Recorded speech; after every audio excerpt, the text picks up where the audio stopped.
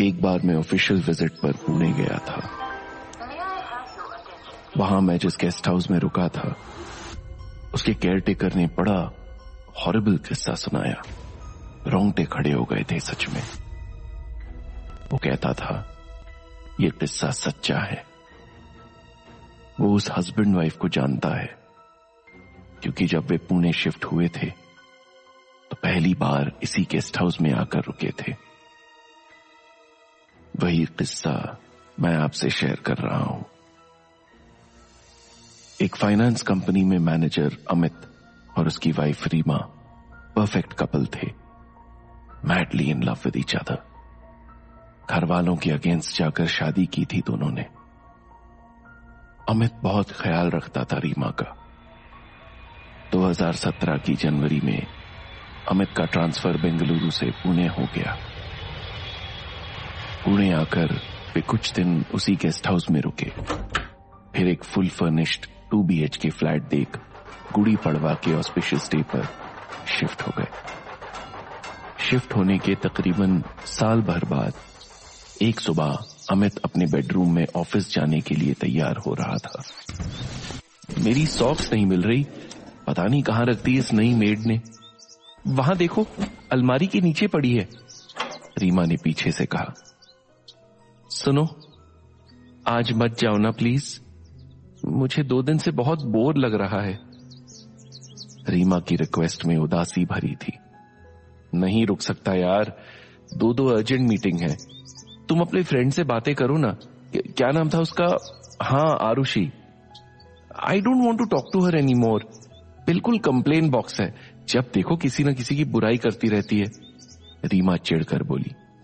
अरे तुम मेघा से बात कर लो, मुझे अब वो भी पसंद नहीं। हमारी फ्रीक्वेंसी जरा भी मैच नहीं होती। मुझे ऐसी फ्रेंड चाहिए जिससे मेरी फ्रीक्वेंसी मैच हो, जो मुझे बिना जजमेंटल हुए सुन ले। दोस्तों के मामले में बड़े हाई स्टैंडर्ड हो गए हैं तुम्हारे, अमित हंसा। तो फिर ऐसा करो, तुम मेरे लिए एक नई फ्रेंड ढूंढ दो। इस बार मैं उससे पक्के से दोस्ती बनाकर रखूंगी। मैं इस घर में सारा दिन अकेली नहीं रह सकती।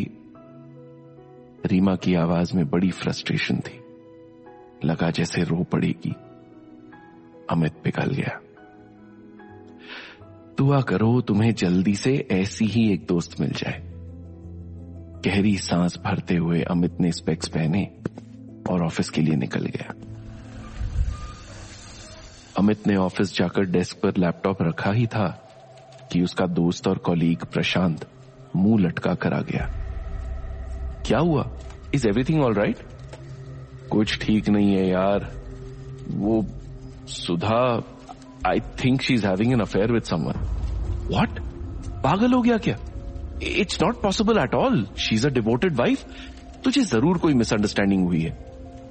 काश ऐसा ही हो। वैसे ये थॉट तुझे आया कैसे?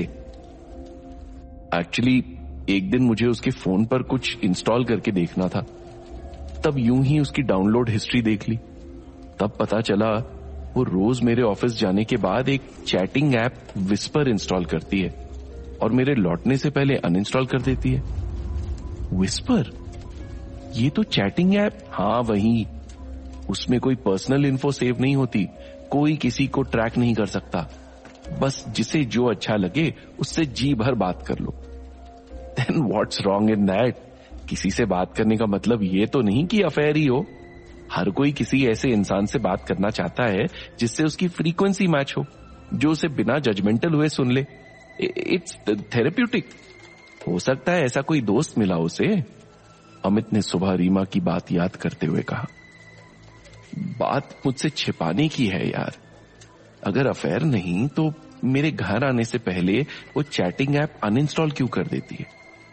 जाहिर है जो किया जा रहा है मुझसे छिपाकर किया जा रहा है। प्रशांत लुक्ड ब्रोकन। पूरा दिन अमित का भी मूड उखड़ा रहा। शाम को ऑफिस से घर लौटते हुए उसने कार में आदतन FM रेडियो ट्यून कर दिया, जिसमें कोई लोकल न्यूज आ रही थी। दोस्तों, क्या आप जानते हैं आपके शहर पुणे में 2 महीने के अंदर 3 महिलाएं गायब हो चुकी हैं, एक ही तरह से। तीनों एक दूसरे से किसी भी तरह कनेक्टेड नहीं थी, मगर फिर भी कुछ पॉइंट्स थे जो तीनों केस में कॉमन थे। फर्स्ट वन, तीनों घर से झूठ बोलकर निकली थी, यानी तीनों की लाइफ में कुछ ऐसा चल रहा था जो वे फैमिली से छिपा रही थी। सेकंड, घर छोड़ने से पहले तीनों ने अलग अलग पब्लिक प्लेस के लिए कैब बुक की थी, लेकिन वे वहां नहीं पहुंची। कैब ड्राइवर बताते हैं तीनों को राइड के बीच में कॉल आया और वे बीच में ही उतर गई। थर्ड पॉइंट इज, उस वक्त कोई भी महिला तनाव में नहीं दिख रही थी। They were happy and excited. And the most strange thing, उनके साथ उनके फोन भी ऐसे गायब हो गए जैसे दुनिया में कभी थे ही नहीं। बड़े से बड़े टेलीकम्युनिकेशन एक्सपर्ट्स भी कोई ट्रैकिंग ट्रेसिंग नहीं कर पाए। यानी कोई तो कड़ी है जो तीनों डिसअपीयरेंस को जोड़ रही है। दोस्तों, हमें डर इस बात का है कि इस कड़ी में कहीं कोई और शिकार तो नहीं जुड़ने वाला। पुलिस अपना काम कर रही है, फिर भी हम यही कहेंगे, बी अलर्ट, बी सेफ। पता नहीं अमित ने ये न्यूज सुनी भी थी या नहीं। उसका मन तो प्रशांत और सुधा में ही अटका हुआ था। डेक्कन के बिजी ट्रैफिक सिग्नल पर रुका अमित सोच रहा था, प्रशांत बेकार में ही टेंशन ले रहा है। विस्पर ऐप पर लोग सिर्फ प्रेमी ही नहीं ढूंढते, कुछ और रीजन भी हो सकते हैं चैटिंग के। तभी उसके मोबाइल पर विस्पर ऐप का नोटिफिकेशन बजा। धानी का था। हाय हैंडसम, कहां बिजी हो आज? पढ़कर अमित के चेहरे पर मुस्कान खिल गई। उसने रिप्लाई लिखा, तुम्हारी यही बात पसंद है मुझे। ना कभी मुझे देखा, ना ही मेरी आवाज सुनी, फिर भी मुझे हैंडसम समझती है। धानी अमित को विस्पर ऐप पर ही मिली थी। दोनों में अच्छी दोस्ती हो गई थी। वो एक दूसरे के मन की बातें बिना कहीं ही समझ लिया करते थे। वो उसे पसंद करने लगा था, मगर प्यार तो वो रीमा से ही करता था, बेइंतहा, बेपनाह। धानी का अगला मैसेज आ गया था, इसीलिए सोच रही हूं तुमसे रूबरू मिल लूं ताकि मेरी सारी गलतफहमी दूर हो जाए। अमित बिना देखे ही धानी के लबों पर खिली स्माइल महसूस कर सकता था। उसने आंखें मूंद कर गहरी सांस भरी। सोचा, अगर भगवान को यही मंजूर है तो यही सही। Okay, let's meet then. Signal green हो गया था। अमित ने रिप्लाई कर चैट बंद कर दी। 2 दिन बाद अमित को सुबह सुबह प्रशांत का मैसेज मिला। कब से कॉल ट्राई कर रहा हूं, कहां हो यार? You know Sudha is missing like as if she never existed. Bloody bitch, भाग गई अपने आशिक के साथ। पढ़कर अमित की बॉडी में तेज सिरहन हुई, full of pain, anxiety and grief. Amit की आंखों में कल शाम का मंजर तैर आया जब उसने धानी को कोरेगांव पार्क में मिलने के लिए बुलाया था, मगर फिर एफसी रोड के फेमस रेस्टोरेंट कौमुदी के बाहर कैब छोड़ने को कहा। आसमान में बेमौसम काले बादल छाए हुए थे। लोग बारिश का इंतजार कर रहे थे और अमित धानी का। थोड़ी देर बाद मैसेज में धानी की मेंशन की हुई कैब से एक लेडी उतरी। प्री डिसाइडेड ड्रेस कोड धानी रंग के सूट में। अमित की नजरें दूर से उसका चेहरा पढ़ने की कोशिश कर रही थी, मगर चेहरा दुपट्टे से ढका था। उसने पास आकर अमित की विंडो का डार्क ग्लास खटखटाया। अमित ने ग्लास नीचे कर धानी को देखा तो उसके होश उड़ गए। वो सुधा थी। धानी, तुम हो सुधा? I just can't believe, नीला समंदर, तुम हो अमित? सुधा भी शॉक्ड रह गई, जैसे उसे तेज करंट लगा हो। दोनों की हालत एक जैसी ही थी, awkward, embarrassed and shocking. Amit car से बाहर उतर कर आ गया। This is really weird Sudha, I never realised धानी तुम हो सकती हो। Same with me Amit. Can we please keep all this a secret and move on? Prashant को कुछ नहीं पता इस बारे में। शो सुधा, मैं प्रशांत का ही नहीं तुम्हारा भी दोस्त हूं। Don't worry at all. चलो तुम्हें घर छोड़ दूं, प्रशांत ऑफिस से घर पहुंचता ही होगा। नहीं, उसकी जरूरत नहीं, मैं कैब से चली जाऊंगी। सुधा अमित से नजरें नहीं मिला पा रही थी। प्लीज, आई इंसिस्ट, जो हुआ धोखे में हुआ। हम अभी भी पहले वाले अमित और सुधा ही हैं और आगे भी रहेंगे। अमित ने सुधा को जिस तरीके से कंसोल किया, वो थोड़ी रिलैक्स हो गई और कार में बैठ गई। अमित ने कार उसके घर की ओर मोड़ दी। सुधा के माथे पर घबराहट पसीना बन छलक रही थी। लो, थोड़ा पानी P low, you will feel better. Amit ने उसे पानी ऑफर किया। सुधा ने घूट घूट पानी पिया और सिर सीट रेस्ट पर टिका आंखें मूंद ली। सुधा की जब आंख खुली तो उसने अजीब सी बेहोशी महसूस की, जैसे वो आधी जगी आधी सोई हो। खिड़की के बाहर घना अंधेरा था, मगर कमरे में बाहर से हल्की हल्की पीली रोशनी आ रही थी। अरे, इतनी रात हो गई। सुधा ने रियलाइज किया शायद वो बहुत देर से होश में नहीं थी। धुंधली हुई नजरें इधर उधर दौड़ाई तो महसूस किया ये बेड, ये रूम, ये उसका तो नहीं है, ये तो अमित और रीमा का बेडरूम है। तभी उसने देखा ठीक सामने अमित खड़ा था, उसे बेहद खौफनाक तरीके से घूरता हुआ। उसकी आंखों में अजीब सा वहशीपन था। ये वो अमित हरगिज नहीं था जिसे वो जानती थी। सुधा झटके से उठी। तुम मुझे बेहोश कर अपने घर ले आए अमित। तुम क्या करना चाहते हो मेरे साथ? For God's sake, I am your friend's wife. Sudha चिल्ला रही थी। अमित उसकी ओर बढ़ता जा रहा था। तुम तो कहा करते थे रीमा से बेहद प्यार करते हो, क्या हुआ उस प्यार का? हां, करता हूं प्यार रीमा से, बहुत करता हूं, इसीलिए तो ये सब। अमित पर जैसे कोई शैतान सवार था। इस वक्त उसकी आंखें अंगारों सी दहक रही थी। वो सुधा की ओर तेजी से बढ़ा और उस पर बाज की तरह झपट्टा मारा। अमित सुधा को बड़ी बेरहमी से खींचकर बेडरूम की उस दीवार की ओर ले जाने लगा जहां एक आदमकद शीशा लगा था, एक पुराने जंग लगे आयरन फ्रेम वाला शीशा। सुधा जाल में फंसी मछली सी तड़प रही थी, चीख रही थी, मगर वहां कोई नहीं था जो उसकी चीखें सुन सके सिवाय रीमा के। मगर वो हंस रही थी, जोर जोर से हंस रही थी। डोंट वरी सुधा डियर, कुछ नहीं होगा तुम्हें, मैं हूं ना, I will take care of you. आखिर हम अच्छे दोस्त हैं ना। सुधा ने आवाज की ओर देखा तो उसकी आंखें डर से फट पड़ी।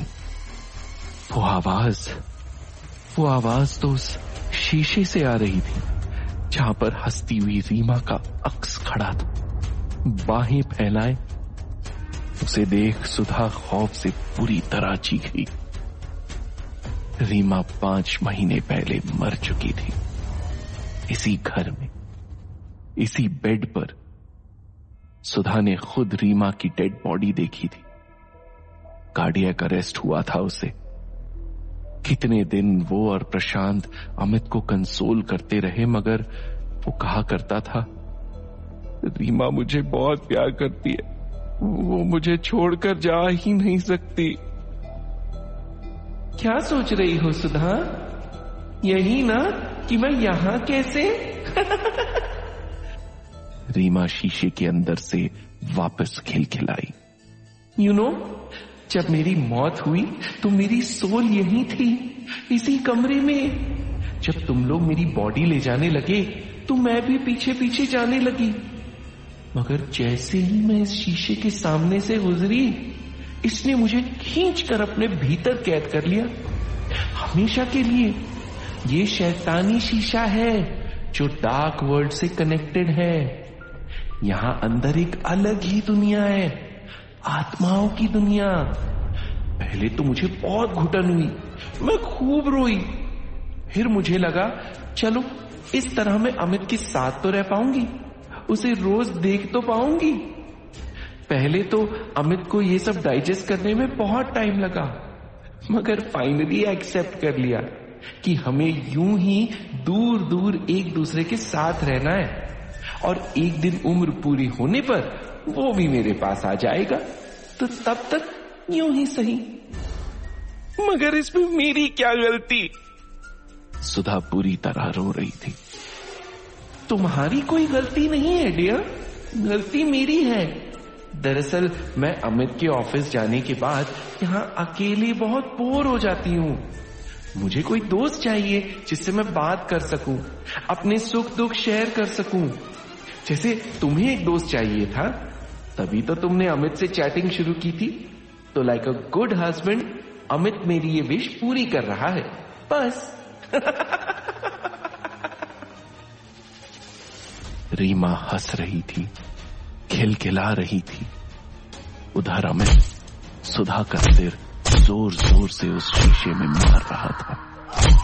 उसकी दर्द में डूबी चीखों से वो कमरा गूंज रहा था,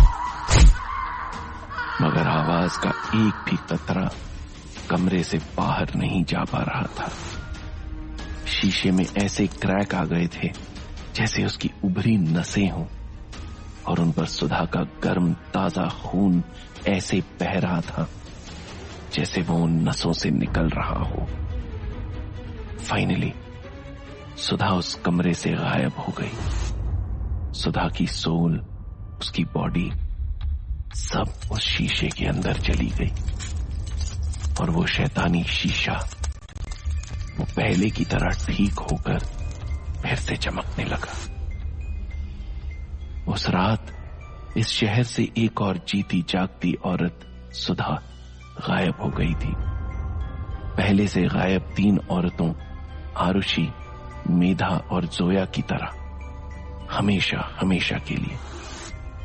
किसी को कुछ पता नहीं चला कहां गई। फिर अमित का क्या हुआ? मैंने केयरटेकर से पूछा। सुना है आजकल वो किसी पागल खाने में बंद है।